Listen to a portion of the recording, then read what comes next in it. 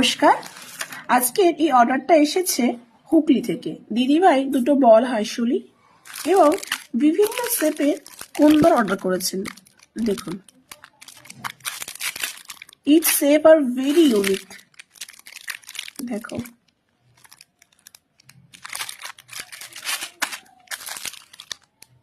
প্রত্যেকটা different shape. এটা একটা কালারিং।